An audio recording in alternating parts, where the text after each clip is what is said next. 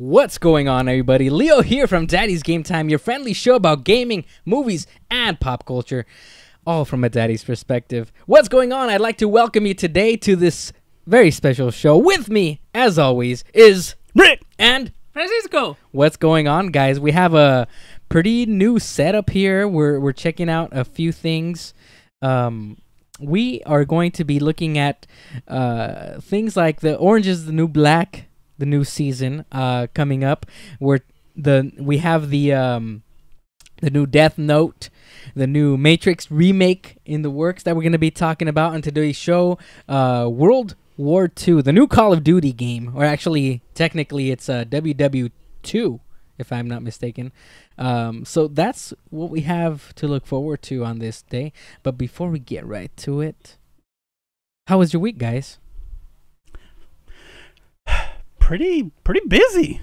It was actually a really busy week, and it spilled over till today because today we're kind of all last minute, everything kind of rushing. That's why we're late. And we are late, and we got why are we late, Rick? a couple. Explain to first of all, don't explain. Apologize to I apologize. the beautiful people. I apologize to anybody that was here waiting on the dot at 7 o'clock waiting for the show. I apologize to you, not to these guys. To you. So basically, I was at my son's baseball game. I'm not gonna miss that, guys. I'm not gonna miss that. But anyways, it delayed. It took longer than expected, and by the time I drove over here, I forgot my equipment. I was rushing everything like last minute. That's what actually made us late. Not the fact that you had a baseball game. We accommodated you. But yeah, we did accommodate for you. Don't lie. We allowed you to miss the Spanish broadcast, which comes on about half an hour before this English one. So I made it here on time before the show, but I forgot my stuff. You forgot your stuff, Rick. Unprepared. So we're just kind of scrounging last minute, trying to get everything Boy Scouts set up. honor. Good thing I was never a Boy Scout. So that's why I was late. Sorry, guys. Sorry. I'm at your mercy. Yeah. So yeah, so good. We're trying out this new setup also here. We're a little squished, but it's cool. We're at what we call Leo's Corner. This is actually not a green screen behind us. It's my garage, my little corner in my garage. See? Real. So real. I've never had a man cave per se, but at least I have my little corner. We're nice and squished. Those are real things. We're actually grabbing toys and whatnots that are in the background. We can interact with that flag. 49ers. Yeah. Just drafted two new first rounders. Get that out of superstars. here. And the Raiders, Ricky's Raiders, drafted a guy who might be arrested come the beginning of the season. That's like under first of all, assault charges. First of all, that's not really my team to begin with. And second, that's Raiders. that's like their requirement. They have to have certain convicted felonies before. You know what's Just interesting is out of all the teams in the NFL, the Raiders were the only ones that had 2 years without any kind of arrests. Yeah. And now they draft a guy who's they want to break that possibly record. going to be arrested before he's ever They want to put a hold to that record. They don't want to be seen as the nice team. They don't want to lose their bad reputation that they got. Their bad boy rep. Yeah. So Francisco, what's going on? Not much. My week was meh. Work. Meh. You know. Meh. I did get the new Mario Kart 8 Deluxe for the Switch. Okay. So what do you think? So well, the racing part of the game it's nothing different. It's the same as the Wii U. Yeah. But it does come with all the DLC that you had to purchase separately on the Wii U version, and it also comes with new characters, not DLC, and also my favorite part of the whole game is that it comes with a battle mode. It's actually pretty fun. I didn't think I was gonna get so entertained by it, but it's actually pretty fun. It's the old battle mode from the old Mario Kart game from the Super Nintendo, The SNES version, where you had to pop the other people's balloons. You hit 3 balloons. And there's various modes, but that one's the most fun. Well, the Mario Kart 8 on the Wii U had that. No, it didn't. It had. I have it. It does have a battle mode Yeah. of sorts. I don't think it was exactly like the It's the not old one it's- that you see on Yeah, SNES yeah. It and doesn't have. If N64. I remember correctly, it It was doesn't a have little the modified, right? It doesn't have the arenas It's just the race courses, but you have the three balloons that you I'm pop. talking about the one where you like go Cisco's around. talking about and, the actual battle arenas. Yeah, and all that, where like you're going the to like classic little N64 alleyways version. and jump over obstacles, things like that. Yeah, That's what I'm talking this one about. didn't have all that, but And as far as gameplay, everything feel the same. Well, yeah, but that's what I was gonna say. The coolest thing about the Switch, Mario Kart 8 on the Switch, is that you can take it with you anywhere. I got it right now. We can play afterwards. It's really fun. And the cool thing about it is that the two Joy-Cons detach and they're two players. So the only thing, my only gripe with it is that the Joy-Cons are so small that when you're playing like that, if you have big hands, it's uncomfortable trying to use the joystick and the little buttons. But being that it is Mario Kart, you can just drive as if it was a wheel. So that's fun. Sweet. So we're at the part of our show where we have to remind our viewers that they can feel free to chime in on the comments down below, on the people watching us live on Facebook. If you're watching us on the taped recording on YouTube, also feel free to drop some comments down below. We'll be glad to get right to you as soon as we get to your comments. But right now, a few shout-outs. Shout-outs to Ken Palmer, Fernando, to Primo! Alfonso. And yeah, he has a new mixtape coming out pretty soon. Our number one fan. If you didn't catch it, was it last week? Last week we had one of his songs. Excuse me.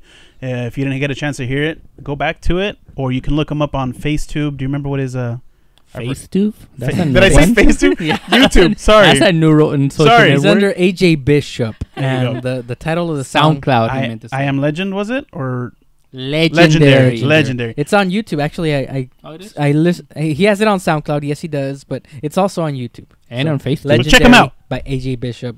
Go check him out. Tell us what you think about it. Andrew Servin's also watching, but we gotta get right to it. Let's get right to it, guys. Let's get to it, dudes. Yeah. So, have any of you actually seen... Wait, you looking for it? There you go. Have any of you actually seen Orange is the New Black? I have indulged, yes. I have not. It just doesn't... Let me tell you that... point. Okay. It starts out kind of weak, but then you learn to know what the characters are like, and you get invested in them. Like, you actually care for them. See, when this came out, you know, the first season, I saw it and I was like, all right, you know, it's like a prison show, whatever. And I watched it, and not for younger audience, and all this stuff started happening. I was like, I don't know if I really want to watch this. Unfortunately, that's kind of what it is. I kept watching. I just fell and watched it. It happened on accident. Down the rabbit hole. And no, I did have to skip quite a bit because, you know, it's a bit graphic every now and then. So careful. Game of Thrones fans, I'm looking at you. Yeah, exactly. But it actually is a pretty good drama. It has good characters. You know what actually reminds me of? Kind of like that Lost sequence where it jumps back and it shows forth. their backgrounds and it their shows every previous key lives character. It shows how they basically got there, how they were before, not after. It's not like that future thing going on. It's just basically all that led up to that. So it's very entertaining, and the cliffhanger, which you just barely saw right now, at the end of season 4, was one of the key characters pointing a gun at one of the jerk guards. Right. And all the inmates are like, shoot him, get him in the face. You know, they're like taunting her. And you can see like she's like really holding back, like pulling that trigger.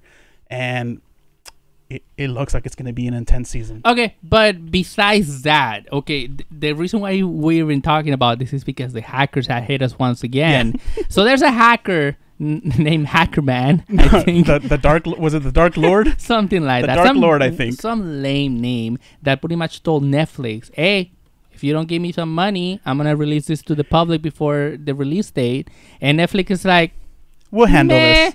We'll handle it. And he released it because Netflix didn't give him any money. So this happened over the weekend, I believe, right? I think it was like Thursday, Friday that the hacker announced, cough up some dough. Netflix was basically kind of like, meh. Yeah, like they didn't care. And then they're going to release it anyway. And then the guy said, all right. So he did it. I think it was like Saturday, Sunday. I can't remember exactly. And after it happened, you know, the first episode was leaked. And then they were still kind of like... Galgos is watching. Shout out to Galgos. What's going on, It was still kind of like, we don't know. You know, it's just the first episode. We don't know how much truth this guy. Yeah. And all of a sudden, he let like the next 5 or 6 or something like that. And they're like, whoa. So that got Netflix attention. The funny part was this hacker, which I don't condone any of this, but so he tells them, you know, basically holding their season for ransom. Right. Give me some money or else this is going to happen. They didn't comply. So he basically responds and he goes, this all could have been avoided if you pay me. It kind of like saying like he was the humble one, like saying like all I asked was for just a little grain of cash to be thrown my way. And then they're taking him seriously. Yes. And now I believe he also threatened ABC, yes. Fox. Mm-hmm. I think there was 2 other stations. I can't remember. And let's clarify that Netflix didn't really have so much to lose because they always release their there he is. If you're wondering what he looks like, no, that's not him. If you've seen this guy, call the police. No, basically, they all release their seasons at once, all mm-hmm. episodes, and you can binge and watch however many you want at once. But thank goodness, networks like ABC, CBS, all the networks out there, they don't release them completely, and he has them all. So they're the ones that should be worried because it's ad revenue. It's advertisers that are not going to be happy when people don't watch the shows because they already seen them. And of course, it's not an easy way to watch them. You have to go online. You have to use torrent sites. You have to use the various many ways out there to watch TV that's not available on the, on TV. Or on easily available to you. So Netflix, it was kind of like I guess we lost, but no biggie because it was coming out next month. But for all the other stations that, like you said, they don't release them all on one day. Right. Yeah, that's like one whole. That's like 3, 4, 5 months of watching that just down the drain for them. Yep. I just kind of wonder what that process was like in this particular case for this hacker to go ahead and get into what one would have to assume is one of the more secure networks in the nation, Well, they were hosted somewhere else, and that company that was hosting their data, that's what got hacked. That's why he was able to get all these other networks content as well. So it kind of really falls on that other company because they got to pay you to keep them secure. What's up? Tighten that belt. Yeah, you got to do what you got to do. That's why you have to go back to using tape and film and keep it in a vault, not the internet. The internet's not safe. Don't trust the internet. There you go. So next we got. So what are we watching now? Another Netflix original. Oh, what's this? Look at that. Death Note. Death Note. Now, anime. I'm not a big fan of Death Note. I to be honest with you, I'm very ignorant as to what Death Note is. Ignorant. But I have seen a lot of people viewers like doing Death Note if I should give Leo a slap, just like right now. No, I'm just kidding. Okay, but do it. I'll be honest. I saw the anime, not this obviously. Oh, this is a film. This is live action. Sweet. So I saw the anime. I thought it was gonna be a series. It's a movie. 3 years ago. I can't remember exactly. So I don't remember the full details of it, but the gist of it is for you, Leo, because you don't really know what's going on. That book is called the Death Note. Right. Whoever controls it basically controls the god of death. Shimigami, I believe, is what they call it. Chimichanga. So whatever name you write on there, you can Mexican, I can say it. You can describe like the time of death. Think people at home know exactly where that accent came from, but thank you for clearing that up. The time of death, the manner of the way that the person dies. So basically, you control that person's life if you write their full name on it. So it's kind of like the series kind of focuses on power, like having that god. What do you call it? That god aspect of you controlling life. That was the main character, that he was basically molding the world to be better because he was killing criminals, like people that had got out of the system and stuff like that. But it gets kind of involved. There's a lot of back and forth. There's a lot of detectives and all this going on. I don't know how much of that they're going to fit into the actual movie because it's kind of, I think it was like 26 episodes if I'm not mistaken, all into an hour and a half, 2 hour film. So it's going to be very different. I'm sure they're going to water it down, take out some stuff. It was an Asian theme, which I'm looking at. It's more of a North American Western culture. So it's definitely going to change a lot of what happened in there. But I'm still interested to see on how they take that theme, because it was a very interesting topic, a very interesting anime theme. I liked it a lot. That's cool. That's cool. I'm looking forward to it because I've heard a lot of good things about it, and it's it's just about time. It's about time we got a little some love after Ghost in the Shell. Death Note, After Ghost in the, yeah, I'm pretty sure everybody's trying to follow that trend now of making live action from anime. Hey, so who are these guys? Dude. I don't know how to feel about this. It's too soon for a Matrix reboot. Way too soon. Well, I think it depends, because I've heard. Well, first of all, there's rumors about a Matrix reboot in the works, and there's also rumors that Keanu Reeves is going to reprise his role as Neo. I think if they go with part 4, I'm all in. I think I don't think it's a rumor. I think it was just kind of a speculation. It was an interview that they had with him that they asked, "Would you be willing to do a part 4?" And I think he said yes. But he did say that if the Wachowski brothers are involved, then he's in. If they're not, he's not. Which at the moment, if I remember correctly, they're not. That's something else. If I remember correctly, yeah, they're not signed up yet. Right now, so far, it's just I think it was those 4 main actors that they've kind of involved. Other than that, I think it's still kind of a up in the air kind of thing. It's nothing permanent, nothing official yet. Still a lot of in works kind of thing. Right. We'll see. That's cool. What are we looking at here? Let's check it out. Pirates of the Caribbean. I think that's just an ad. It's an ad, man, but it's something worth talking about. Look at got Johnny Depp and Young his 20-some-year-old glory, as opposed to CGI glory. glory. Close to 50. He's like Benjamin Button. He Maybe gets he's younger. in his 50s, isn't he? He's in his 50s. Yeah, he's Man. like, yeah. That boy ages good, I'll tell you what. So pretty interesting. Over the weekend, last weekend, he actually was at Disneyland. I think actually it was on Wednesday. He went to the Pirates of the Caribbean ride, Nice. And he was just greeting people as if he was one of the animatronics. Oh, was he like and all people in? didn't realize it? Nice. All Jack Sparrow get up and everything. Oh, That's pretty cool. And that's nice. yeah, because he was actually interacting with guests, and No, this is Disneyland, not Disney World. Disneyland, yeah, Wow. Anaheim. Yeah, That's cool. pretty cool. It would have actually backyard. been awesome if he actually went like into the actual like the boat ride inside where the pirates are shooting each other and they're talking back and forth. Like if they took out his animatronic and put him in there. Put him in there. He's So- at the scene right at That the would have been kind beginning of dangerous. where they Well, have yeah, the but- guy that they're submerging into the water, barrel? the water well. Okay, There you go. So cool. All right, so next up, one of the most interesting games, in my opinion, that's coming out pretty soon. Uncharted. Little Nightmares, Uncharted. man. No, Actually, it's it's already It's out. not Uncharted. Little Nightmares. It's out. Little Nightmares. It has this. This is not a little kids game. It's all right? not. Let's throw that out there It's first. a game that's both cute and creepy at the Horrific. same time. It's think of Inside. Think of I get the Limbo. limbo kind of feel, Limbo. just with color. yeah, Color it's, splash. It's definitely that type of game, and it's really cool looking, at least aesthetically. And I started watching the it. little bit that I've seen as far as what they've shown in gameplay. It looks very intriguing. I started watching it and I was like, oh, this looks kind of calm, kind of mellow. And then I started seeing like the little things like that, like the hand coming out. You'll see I'm guessing he's a boss. You'll see him in a little bit. And then on some of the gameplay, like within the first maybe 5 minutes, they show like a silhouette of like a guy hanging, in the foreground. All you see is his feet kind of dangling. Right. So you're like, what the heck? Like this is like dark. This isn't like a little fun kiddie game. This is Little Nightmares. It's supposed to be scary. Yeah.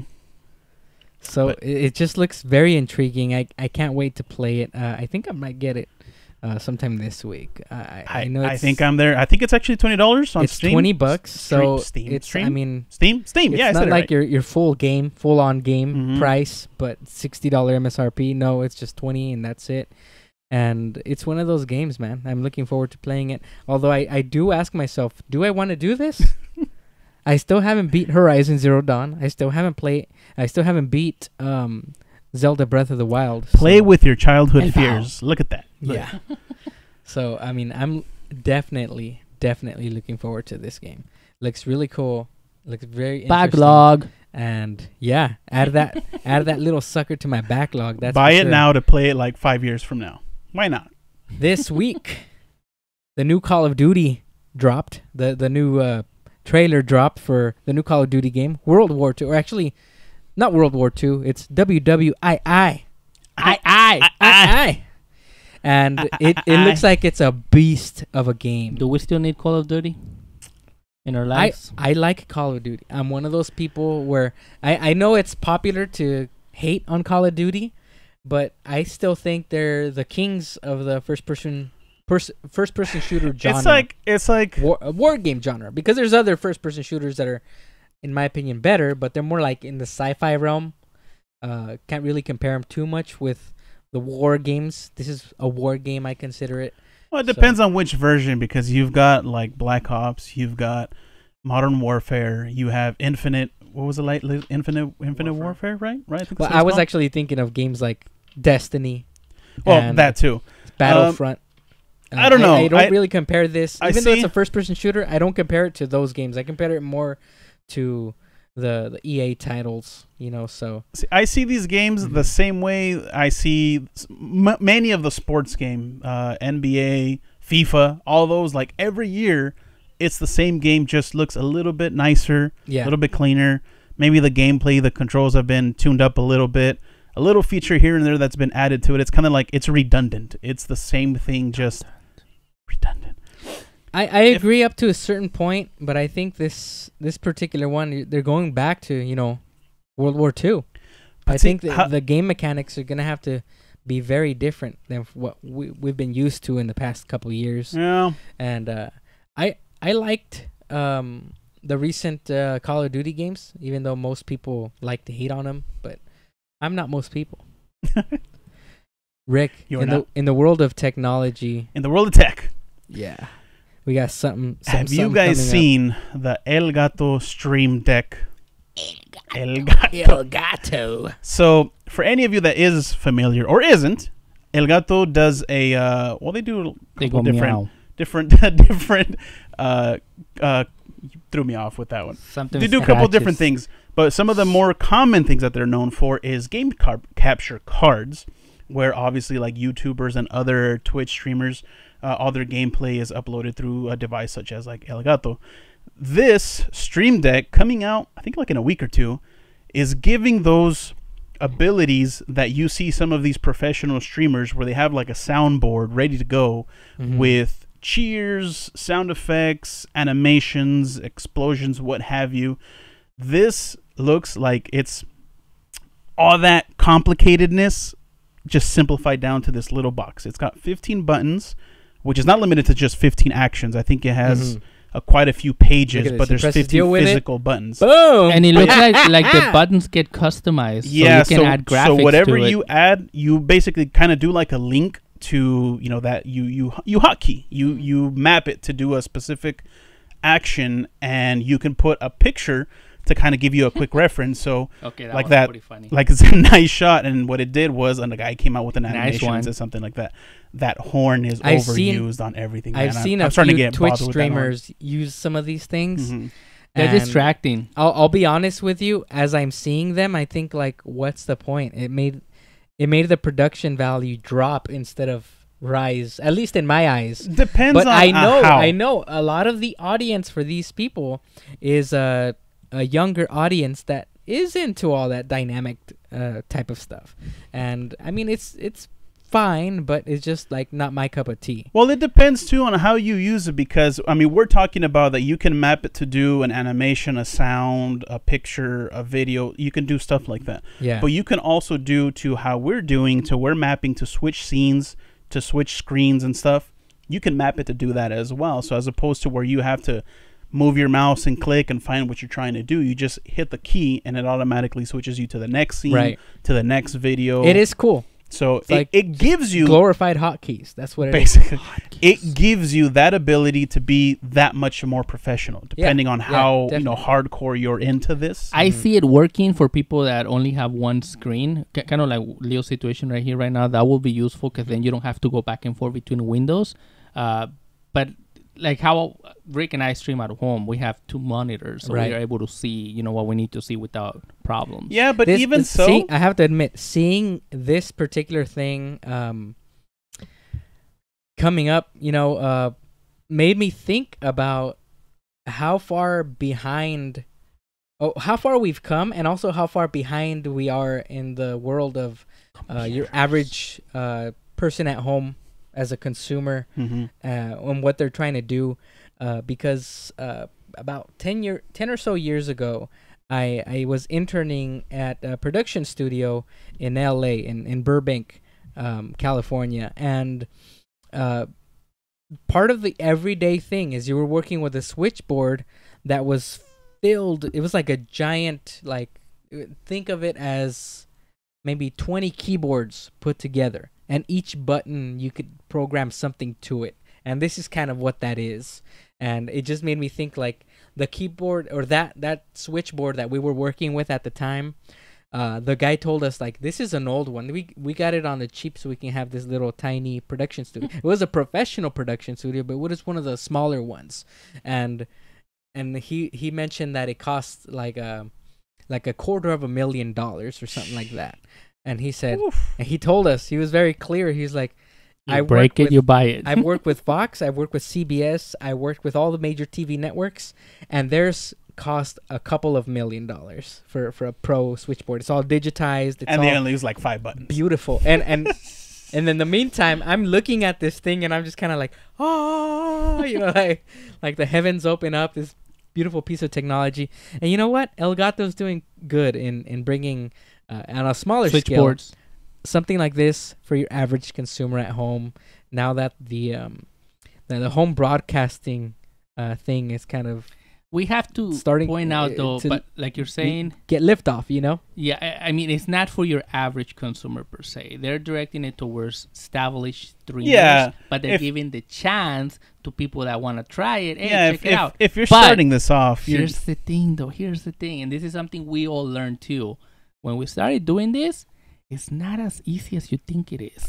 It's not as simple. You have to have, oh my God, so many factors into consideration when you're trying to broadcast, when you're trying to do this that we're doing right here. It's like, oh, look at those clowns. We can do that. Yeah, you can. But trust me, the first couple of days, you're going to be like, what the heck? What's going on? Yeah, you're definitely not. I think it's being sold for $150, if I'm not mistaken. Which is a reasonable price, a little bit on the high end, but it's reasonable.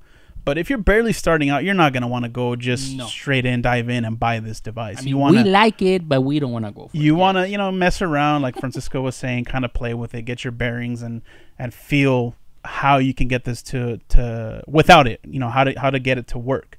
Now, if you get to that point where you've got a good fan base, you got a good, basically just a routine going where you got constant streaming and you want to simplify processes, then of course, be my guest. This or any other type of soundboard that gives you that ability to make quick actions, quick little just flip of a switch, basically get things going, get things going without having to go search and look and do all this stuff that sometimes we have to do.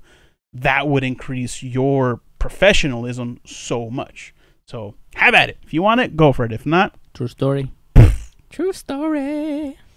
What's all right. What are we looking at? Alrighty. So I kind of blocked that for a second there. What? Good thing it was blocked.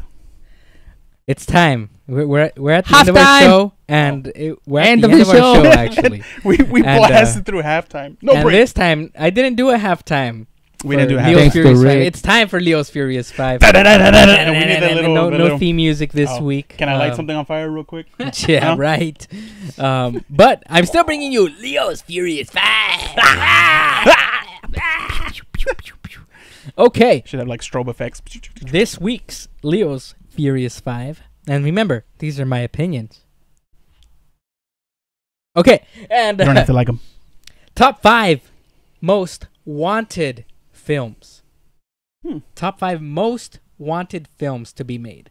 And I'm not talking about films sequels. I'm not talking about films that haven't already been made. It's just that I want made the proper way with the proper respect that they deserve. Okay. Number 5, Dragon Ball Z, the Buu Saga. I want the Boo saga to be made. I You find don't that care about anything else. You just want the Boo saga. the Boo saga in itself, I think, would make a fantastic film. And if they try to not crunch that up great. all the elements from all of the other DBZ stuff that happened, we're just gonna end up with one big cluster of like seemingly random events. If they could just focus on the Boo saga itself, maybe give it a little bit of prep on the beforehand, but just to set it up for the big battles with Boo, I think that would make a Big Bad Boo? great action film. I'm looking at a bunch of sweet special effects, but I'm also thinking there's a lot of desert in that part of the series. I'm thinking something like Fury Road, something in that aesthetic. It's like just fighting off in the desert. A bunch of great fight sequences. That would be good, but I think there would be too many fans wanting the rest of it. They would want the Saiyan saga. I agree, but you also have to understand you can't have everything in one single but they film. can go the Lord of the Rings route and do three-hour-long films. Oh, bring it on! I would be happy with that. Yeah, but if I'm gonna pick a single film to be made, that's the one I would want. Number 5. Number 4, Voltron. Why don't we have a Voltron film? We have two Power Ranger films, for crying out loud. We have more. I do think there was a kind of cheesy 80s Voltron film made at one point, but it was really not really a film. It was just like a made for TV type of thing, using the same animation that already existed on the 80s cartoon, which was kind of crude by today's standards. I would want to see CGI Transformers style Voltron. Think of was it Del Toro who did Pacific Rim? I want to see Pacific Rim meets Voltron. That's what I want. That essentially is Voltron, because if you remember correctly, they fought like these huge interdimensional alien beast looking things. So that's what I'm thinking when I'm thinking Voltron at number 4 to be made. That would be nice, but I think the problem with it is because of, at the time, and this is kind of jumping back to last week's episode when you were talking about the 80s cartoons. Yes. There's a lot of competition when it goes to that theme. Aside from here, we've got Power Rangers, which they also have over there. I'm not talking about wanting them to for it to have been made at that time. I want them to be made. That's what I'm saying, because I think all that competition that they had. What competition? It's just Power Rangers. There was Power Rangers. And you have Pacific Rim. There's Ultraman. There's a whole bunch of Japanese stuff. Ultraman. There's a whole bunch of stuff. Those are but they're Asian films. I'm talking about Voltron, good old AAA Hollywood blockbuster Voltron films. Theme No offense, but is Asian. most of the foreign films they're kind of like on a different level. Sorry, guys. That's what I'm saying. Because of those effects on foreign films, they just don't quite cut it. But that's what I'm saying. Because of all the saturation that there is of that theme, it just didn't get that much popularity. If it would have had it, we would have been having Voltron as opposed to Power Rangers, and you would have probably been here with your Furious 5 on, I want to see a Power Ranger movies instead of a Voltron. No, I don't like Power Rangers. I never don't know. care. I don't care about Power Rangers. But it would be cool to see an awesome Voltron movie. All right. We're down to number 3. A decent Super Mario Brothers film. A decent. And I'm talking about You don't like the John Leguizamo one? Wreck-It Ralph. I'm talking about a Wreck-It Ralph style of film. CG. Let me tell you something about Mario Brothers. I don't think it can be done properly. Mario has so many different dimensions to the character, so many kingdoms, so many abilities, so many different reasons why he's mad at Bowser, that it will not work for a film. Which is why I think live action is not the way to go for a franchise but still, like Super Mario. I think what he's trying to say is... But if you go the animated route, I think that the writers are clever enough to be able to make it work. Pixar. And what made me think that it would be possible is Angry Birds.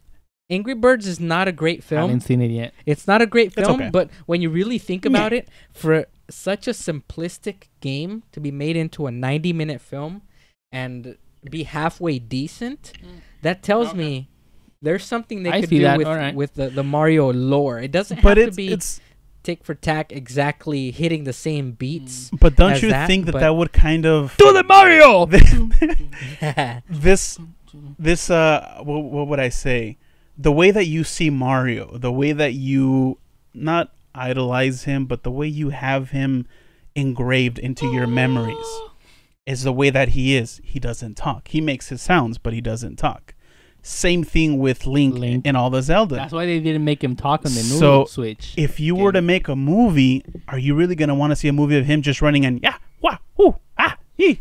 No, it would have to be full-fledged, full-on movie. That's And what I'm saying. It's gonna ruin.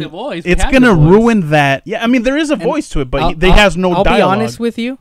I think that we've seen enough iterations of or reinventions of Mario to where seeing him take that next step in his evolution is not that out of the question. To be, if you really want to look at it, but let me give you a great example. He started off as Jumpman. I'm gonna give you like 4 Jumpman. examples. He started off as Jumpman. Man. He didn't even have the Mario name yet. He started off as Jumpman. Then they did the Mario Bros. Arcade. Yeah, that was his first full-on game. Underneath. Then he made the slight jump to Nintendo. That was just not a reinvention of it. It was just a continuation of it. Right. But then in Super Nintendo, they kind of reinvented him again with Yoshi, and he had a few more elements to it. Copyright. The big transformation came next, where he actually received a voice in Super Mario 64. Yeah. That was like the next step. And ever since then, we have had a lot of gameplay advances, but in terms of characters, he hasn't been reinvented yet again. They just haven't found that right platform to take take Mario into that next step. I truly think that Mario is one of those few characters worldwide that can be that Mickey Mouse for the next generation. That's what I was gonna tell you. Mickey Mouse does have a voice. Mickey Mouse doesn't have a great movie either. He does have various short what do they call it? Short films, but not a movie. And I think that Mario, he could take that step. I think he has the ability to get something like that done. And so Mario, I want to see that movie done. Something like Wreck-It Ralph style. Wahoo! I think would be great. Uncle Nintendo demands. Nintendo add that to the list. Has of a demands. deal right now going on with Universal, was it? Yeah, for their theme park. Land. And I mean, if they're already kind of getting into it with Universal might be saying like, hey, how about a film? Who knows? But you know what? It could happen. I think they got that deal going because it comes into play with the movie Ready Player One that they're producing. Right. So Nintendo's response to them, like, we'll let you use our products if you build us a team land. And well, I think that was part of Nintendo it. has been pretty friendly with allowing their products be used as long as they're used the right way. Well, yeah. After the debacle that was the Super Mario film. Debacle.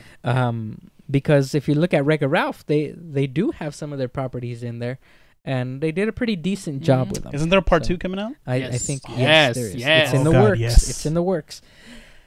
That was one of my favorite movies, actually. I love one. Wreck-It Ralph. And again, keep in mind My list. a list. this Leo's list of list. movies that need to be done the right way with the proper respect. He-Man, Masters of the Universe. Dude, It's I was a going to tell you, film. it's official. I forgot to tell you, it's done. It's already slated for production. They're going in. Yeah. Yes. So What has it been? Like 10 years in Yes, pre-production? 10 years, yes. There But we go. they Finally. they have a Hopefully- director and they have a set schedule I to get hope pre-production. against hope that they'll give it the proper So respect there you go, buddy. that deserves. You got one of your demands See? met. All One I know- demand met. That's right. Look, all I know, Masters of the Universe. Dolph Lundgren has like 4 masters. All right, this guy's smart. He's like an engineer. He's a scientist. Masters An of the engineer. Universe, right there. No, have they said anything Beat about? that, Bill Nye, the science guy? Yeah, right. You got right. I got Have- more science than you do, bro. Have they said anything about who they're looking at as far as? Well, it's pre-production. early. Like they're gonna start casting. They're gonna start looking at people. Rick, you have Interesting. no idea. Interesting. Francisco and I have been like excited about this potential film. 2003. oh no, 2003. I would love to see a good He-Man film. I saw it, I think last year, the Dolph Lundgren one. Oh, that one's too good. I don't care what you people say. It was fun. It was fun. I liked it. I haven't seen that since I was a little kid. I'll be honest. Not it He-Man, has nothing to do with when I was a little kid. Was, even when I was a little kid, I was like, "What's this have to do with a cartoon?" Yep. Nothing. But it's absolutely nothing. But so that's what I mean by they need to give these franchises the proper respect that they deserve. All I know is that was a good-looking Skeletor for his the makeup and all that at that time. For that time, and the voice, yeah. And last but not least, I want a Legend of Zelda movie done the right way. I want it to be done properly. Yes. And at this point, I think they have enough in their lore to where they could probably get that done. You know what I mean? Where they can have somebody. I think of Chris Pratt as Link for some reason, and I don't know. I think it could be done. Like Peter Jackson directing this Zelda film. Chris Pratt though, that's like he has to be like a. He's got to be a serious guy. I don't know. Oh no! You know what? No. Not Chris Pratt. Lord of the Rings guy, the guy that looks eternally young. Legolas. Frodo, yeah, not Legolas. Legolas would have been perfect back then. I bet he looks kind of old now. But the other guy, Johnny Depp, he's like eternally young looking. What's his name? Elijah Wood. Elijah Wood, that's right. So I think he would make a great Link. Zelda, I think there's a great multitude of actresses that could play Zelda. I personally would like to see Natalie Portman. Emma Thompson as no. Isn't she like too old for that role? No, she's got a youthful looking appearance. I think she would be okay. Okay. As far as physically, all I'm seeing here is, I mean, I know this is not the movie. This is a fan film. What you're looking at, but it just kind of gives looking you at this idea. And trying to envision like a proper Zelda movie. I'm just seeing like Game of Thrones with Nintendo cartoon all over without all the nudity. With all that, yeah. But no, it would be cool. It would be cool to have a good film, but again, the same thing. 3 different timelines. I don't know how many different games. How would they put that into a movie? No, Rick, you're not even. See what I have to deal with here, Leo. Rick, every Zelda game is its own story. That's the whole point. And which one would they pick? No, it's not about picking a film. You make a film using the characters. Yes, like you make like another sequel. Let's look at it that way. That's where you make up your own story to familiar. That's the whole point. That's the beauty of Zelda. It doesn't have to be like one of the games. I don't know. And it can follow its original storyline. Are not okay. There's a timeline, like you say. They have said there's a timeline. But even when you're referencing all the other games, when you're playing a certain game, then you say like, "There's the legend of a certain dude." Yeah, but that's a video game. That it's something separate. When you see a movie, you want it to relate to what you experienced. You're gonna want to imagine you're playing Majora's Mask, Ocarina of Time, Wind Waker. No. You're gonna want to relate it to one of those titles. No. So to see, I don't know. At least to me. Same thing happens with Transformers. Same thing happens with G.I. Joe. Same thing happens with all these movies. It feels like no. You're bringing the Mexican out of me now. I'm going to tell you something really, really clear that will make more sense to you. This Breath of the Wild game that we were talking about last week. Nintendo just put the hammer down on them. He's no longer allowed to use the Zelda game, but he's going to keep going with it. And people will still play it, even though it's not Link or Zelda or Zelda related. That's what we mean. Yeah, it's just something that's going to look a lot like it. So yeah, those are my top 5 films that I want to see done. Number 5, Dragon Ball Z Boo Saga. Number 4, Voltron. Number 3, Super Mario. Number 2, He-Man Masters of the Universe. And number 1, The Legend of Zelda Thundercats would be actually a pretty cool movie. That's what I would love to see. You know what? Yeah. I should have put Thundercats in there somewhere. I should have. Willie Ray's. Which one? Willie Ray's. Which one would I replace? I think I would put Thundercats at. We'll make it an honorable mention. I would put it at number 2. Oh. I would put it at number 2. I don't know. I would take out Voltron. I don't know why I didn't even think about Thundercats. I would take out Boo Saga and put in Voltron. I mean, why am I stuck on Voltron? Thundercats. Dang. Thundercats. So that's it. That's our show for today, guys. I just want to thank you all very much for joining us on this evening on Daddy's Game Time live from the Central Coast of California. I just want to let you know you can check us out at www.daddysgametime.com, or also follow us on Facebook, YouTube, Twitch, Twitter, and Instagram, all at keyword Daddy's Game Time. Remember to hit that subscribe button. And until next time, enjoy your games and love your families. Ciao. Toodaloo.